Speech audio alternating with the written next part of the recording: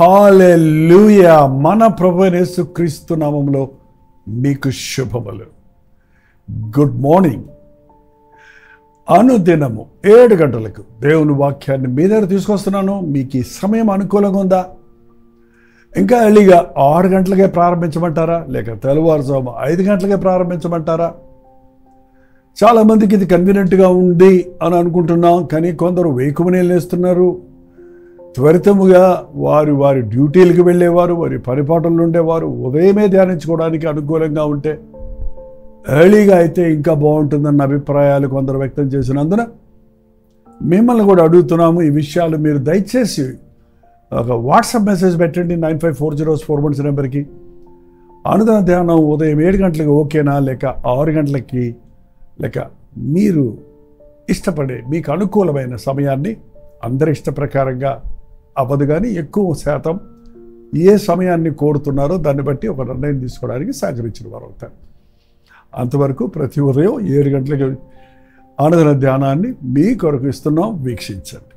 చిన్న ప్రార్థన. పరిశుద్ధుడా, నీకు వందనములయ్యా, మరొకసారి నీ మాట కొరకు కనిపెట్టుకున్నాము, మాతో మాట్లాడు.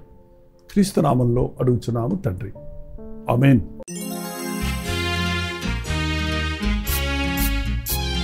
రాజుల చరిత్ర అనే ఈ పుస్తకంలో 42 రాజుల గురించి క్లుప్తంగా వివరించబడి ఉంది. మొదటి దినవృత్తాంతాలు, రెండవ దినవృత్తాంతాలు, మొదటి రాజుల గ్రంథం, రెండవ రాజుల గ్రంథంలో ఉన్న 150 అధ్యాయాల్లో ఉన్న 42 రాజుల చరిత్ర ఓ చిన్న పుస్తకంగా మీకు సులభంగా అర్థం చేసుకోవడానికి అందుబాటులో ఉంది. కావలసిన వారు ఓ చిన్న విరాళాన్ని పంపించండి. ఈ క్రింద ఇవ్వబడినటువంటి ఫోన్ నెంబర్కి సంప్రదించండి.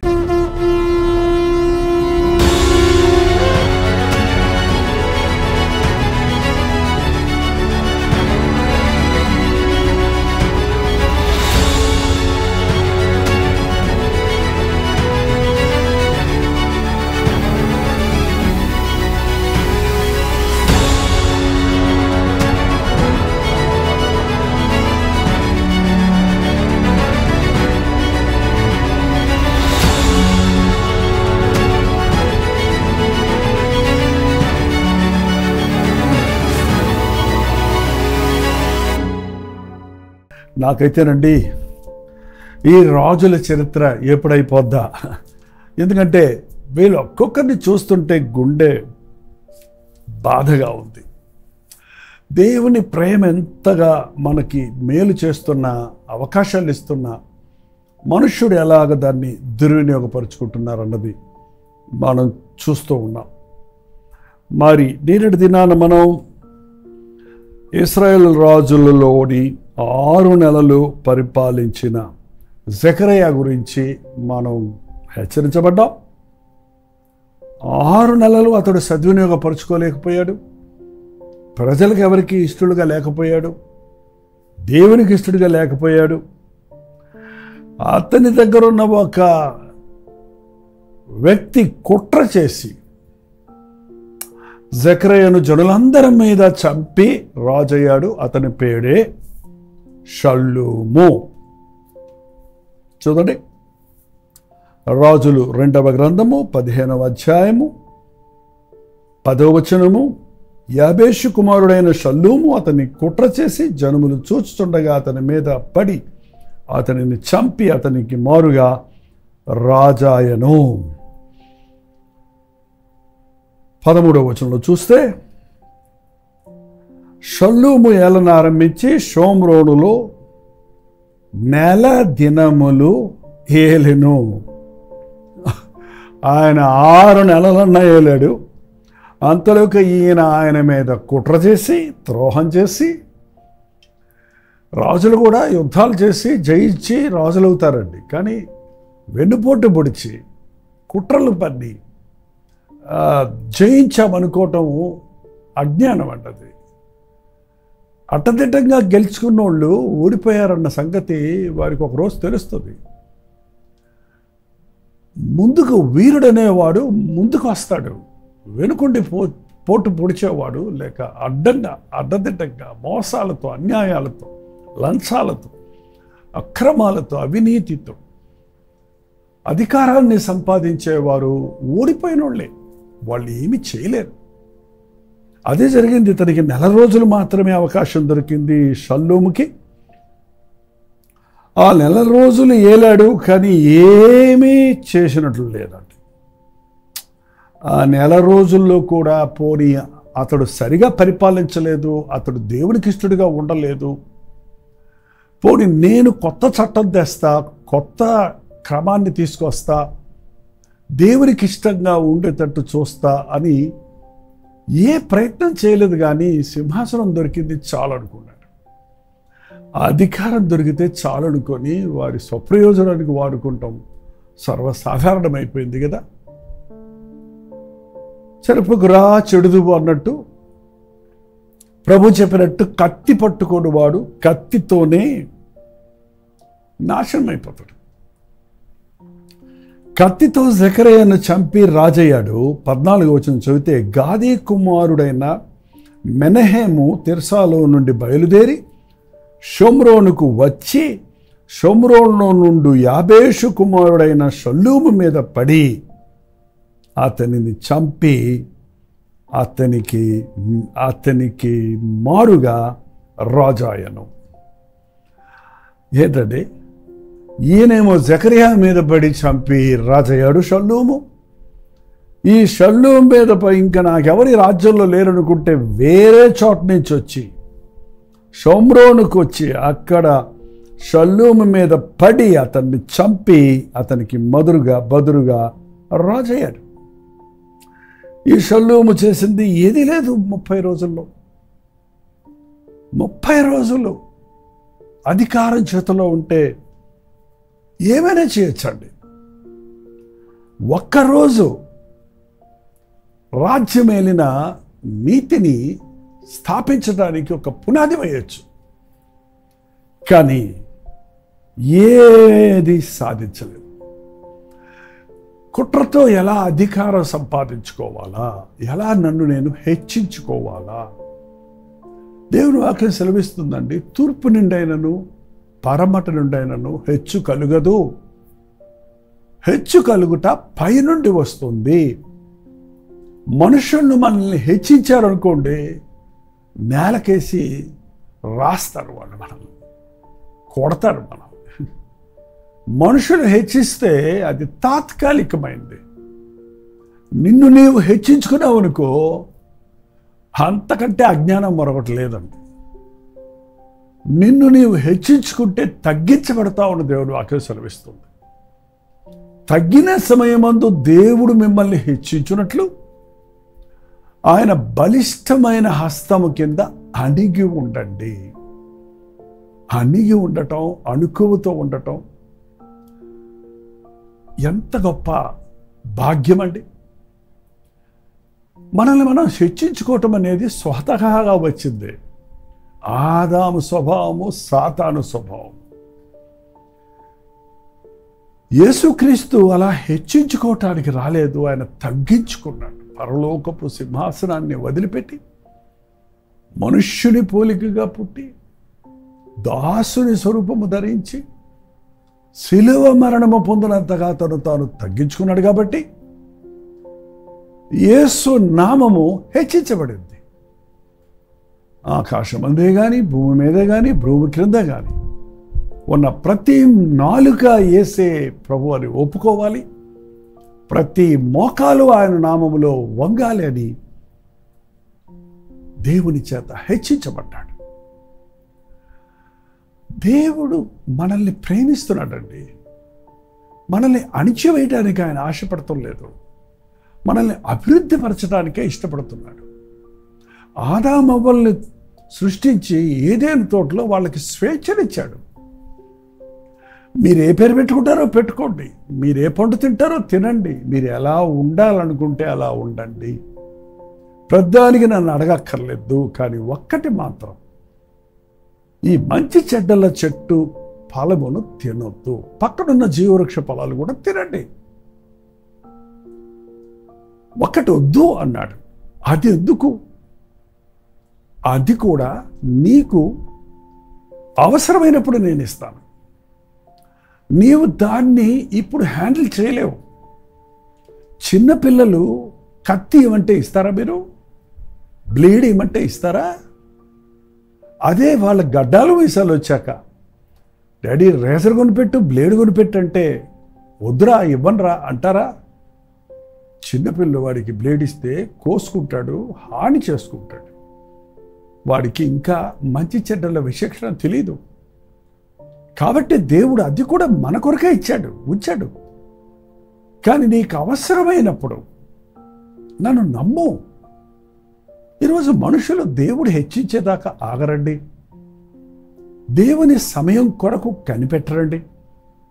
ఎంతసేపు తప్పుడు మార్గాల్లో వెళ్ళడానికి తొందరగా గమ్యం చేరాలనుకుంటారే కానీ క్వాలిటీ ఉందా అని యథార్థంగా ఉన్నానా, జ్ఞానం ఉందా, నాకు అనుభవం ఉందా అని పరిశీలించుకోవటం లేదు.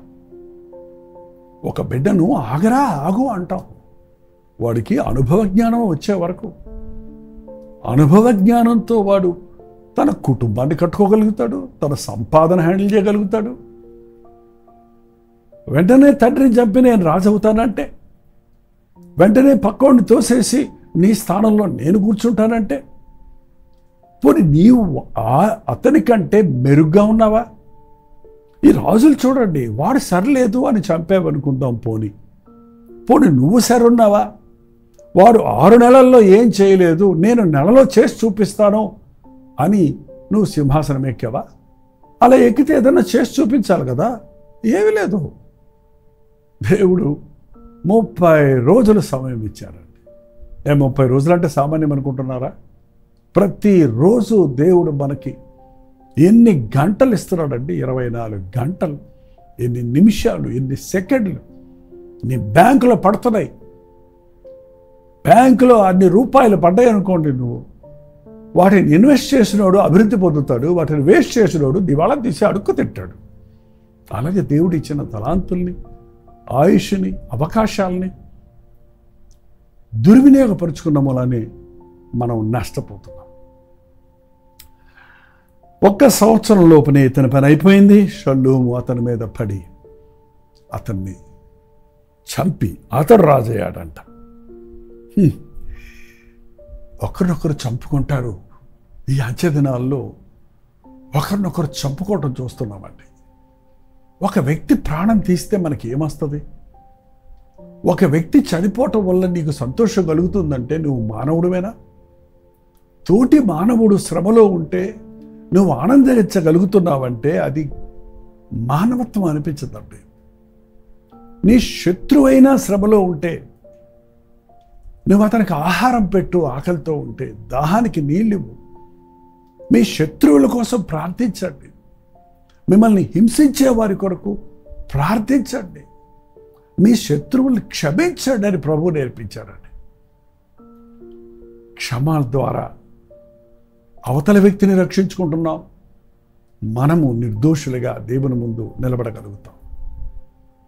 ఎవరో నాకు హాని చేశారు, ఎవరో నాకు అన్యాయం చేశారు, కాబట్టి నేను కూడా అదే చేస్తాను అనే పగబట్టే స్వభావం దేవుని బిడ్డలుగా మన మీద ఉండకూడదు. అందరూ నిన్ను అవమానపరిచారు, నువ్వు ఇతరులను అవమానపరచకుండా ఉంటేనే నువ్వు యేసయ్య స్వరూపాన్ని నీలో చూపించగలుగుతావు. ఈ రాజులు చరిత్రలు చూసినప్పుడు మనం హెచ్చరిక పొందుతున్నాం. ఆ సమయంలో వాళ్ళున్నట్టు మనం ఉండకూడదు అనటానికే ప్రభు వాటిని మన కొరకు రాసి పెట్టాడు. కానీ వాళ్ళే చేశారు కదా, నేను కూడా చేస్తే ఏంటి అనుకుంటే వారికి పట్టిన గతే మనకి పడుతుందన్న సంగతి జ్ఞాపకం చేసుకోవాలి. ఒక్కసారి మీరు కొరింథీయులకు రాసిన పత్రిక, మొదటి పత్రిక 10వ అధ్యాయము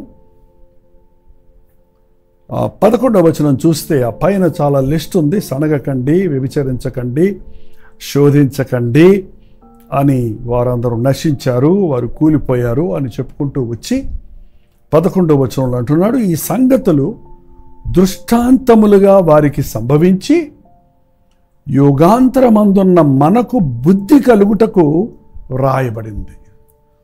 యుగాంతముగా ఈ సంగతులు దృష్టాంతముగా, ఉదాహరణగా వారికి సంభవించి యుగాంతమందున్న ఇప్పుడు ప్రస్తుత దినాల్లో ఉన్న మనం బుద్ధి తెచ్చుకోవడానికి రాయబడి ఉన్నాయండి. దావీదు పాపం చేశాడు, నేను కూడా చేస్తే తప్పేంటి అంతం కాదండి. దావీదు చేసిన పాపానికి ఎంత తపన పడ్డాడో, ఎంత వేదన పడ్డాడో, ఎన్ని పర్యవేక్షణాలు అనుభవించాడో. తనకు పుట్టిన బిడ్డ చనిపోవటం, దేవుని నామానికి సిగ్గు కలగటం, తన కుమారులు తన చేసిన పాపం బహిరంగంగా చేస్తుంటే గుండెల్లో కుమిలిపోవటం, తన పాపం వల్ల 4 గంటలు శాపం పొంది అలా కాళ్ళు ఈడ్చుకుంటూ పరలోకం వెళ్ళాడన్నట్టుగా వెళ్ళాడట. అలా వద్దు. మనం నువ్వు ఎవరో చేసిన తప్పును నువ్వు చేసి నేను అదే స్థాయిలో ఉంటాననుకోకుండా నేనైతే అలా చెయ్యను, నేను నా దేవునికి భయపడతాను అని చెప్పడానికి. నీ అధికారాన్ని ఎవరు తీసేయలేరండి. నీ position nobody can steel it. దేవుడు నిన్ను నిలబెడితే ఎవడు నిన్ను పడగొట్టలేడు. దేవుడు నీకు ఇచ్చిన దాన్ని ఆయన అనుమతి లేకుండా ఎవరు ముట్టుకోలేరు. ఈ విశ్వాసం నీకుంటే పక్కోళ్ళతో పోరాటాలు మనకుండవు, అన్యాయాలు మనం చేయం, హాని చేయం. దేవుని తీర్పు కొరకు కనిపెడతాం, కానీ మన తీర్పులు తీర్చుకుంటూ ఉంటాం. ప్రార్థన చేసుకుందాం. పరిశుద్ధుడా, ప్రేమగల్ల తండ్రి, మా జీవితాల్లో తండ్రి మేము ఏదేదో చేసి గొప్పవాళ్ళు అవుదామని, మంచివాళ్ళు అవుదామని, అధికారం సంపాదిద్దామని అడ్డదారులు, తప్పుడు దారులు పెట్టి ఇతరులకు హాని చేసి మేము ఆనందంగా ఉంటామనే దుష్ట ఆలోచన నుంచి మమ్మల్ని విడిపించి దేవుడు ఆశీర్వదిస్తే అది ఎరటెరటికి ఆశీర్వాదమని, శత్రువుడు కూడా ప్రేమించుటకు, హాని చేసిన వాడికి మేలు చేయుటకు నీ నామాన్ని ధరించిన మా ఒక్కొక్కరికి సహాయం చేయమని క్రీస్తు నామములో అడుగుచున్నాము తండ్రి. నా తండ్రి అయిన దేవుని యొక్క ప్రేమయు, కుమారుడైన క్రీస్తు యొక్క కృపయు, ఆదరణకర్త అయిన పరిశుద్ధాత్మ యొక్క సహవాసము కూడి వచ్చిన మనందరికీ ఇప్పుడును సదాకాలము తోడయుండునుగాక. ఆమేన్. దేవుని స్తోత్రం. మీ ప్రార్థనా స్తుతుల భారాలు ఎప్పటికప్పుడు 954041 నెంబర్కి, మీరు ఇతర దేశాల్లో ఉంటే 9100100088 నెంబర్కి ఒక టెక్స్ట్ లేక వాయిస్ మెసేజ్ ద్వారా వాట్సాప్ పెట్టండి. మీ పక్షాలు మేము ప్రార్థిస్తున్నాం. తప్పక ప్రభు మీకు జవాబిస్తాడు. Doctor Jaipal YouTube channel subscribe చేయటం, లైక్ చేయటం, షేర్ చేయటం మర్చిపోకండి. భారభరితమైన ఈ పరిచర్యలో మీరు పాలిభాగస్తులుగా ఉండగలిగితే, మరి ముఖ్యంగా టెలివిజన్ పరిచర్య, తెలుగు, తమిళ, హిందీ, మలయాళం, బెంగాలీ, ఒరియా భాషల్లో టీవీ కార్యక్రమాలు కొనసాగిస్తున్నాం. వీటిని పోషించుటకు, వీటి వలన కలిగే ఆత్మల పంటలో మీరు కూడా పాలిభాగస్తులుగా ఉండుటకు ప్రభువుని ప్రేరేపిస్తే మీ విరాళములు పంపించవచ్చు. మీరు పంపే ప్రతి కానుక టీవీ పరిచర్యకు వాడుతున్నాం. 954041 నెంబర్కి ఒక వాట్సాప్ పెట్టండి, లేదంటే 8939393939 నెంబర్కి ఉదయం 10 నుంచి సాయంత్రం 10 లోపల మీరు కాల్ చేసి వివరాలు తెలుసుకోవచ్చు. ప్రభుత్వమైతే మధ్యాహ్నం 3 గంటల హెచ్చరిక, అలాగే రాత్రి 9 గంటల కలువరి ప్రతి తోడిలో మళ్ళీ కలుసుకుందాం. అంతవరకు దేవుడు మహాకృప మీ తోడేను గాక.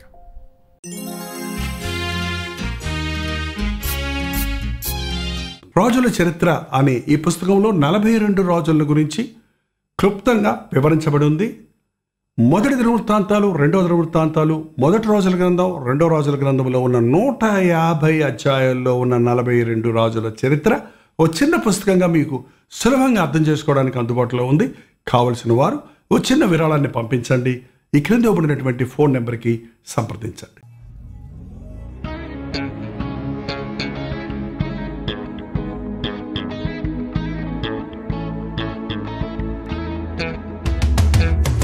హల్లెలూయా. జంట నగరాల్లో ఉన్న వారికి శుభవార్త. ప్రభు చిత్తమైతే మే 13వ తారీఖు ఒక ప్రత్యేకమైన గెట్ టుగెదర్ను మీ కొరకు ఏర్పాటు చేస్తున్నాం. గెట్ టుగెదర్లో హాజరయ్యే మిమ్మల్ని వ్యక్తిగతంగా చూడాలని, మీకోసం ప్రార్థించాలని హైదరాబాద్ వస్తున్నాను. మే 13వ తారీఖు మధ్యాహ్నం 2 గంటల నుంచి 5 గంటల వరకు, అలాగే సాయంత్రం 6 గంటల నుంచి 9 గంటల వరకు 2 సెషన్స్గా ఈ గెట్ టుగెదర్లు ఏర్పాటు చేయబడుతున్నాయి. రండి, పాల్గొనండి, దైవాశీర్వాదాలు పొందండి. స్థలం లిమిటెడ్గా ఉన్న మూలన దయచేసి ముందుగానే రిజిస్టర్ చేసుకోండి.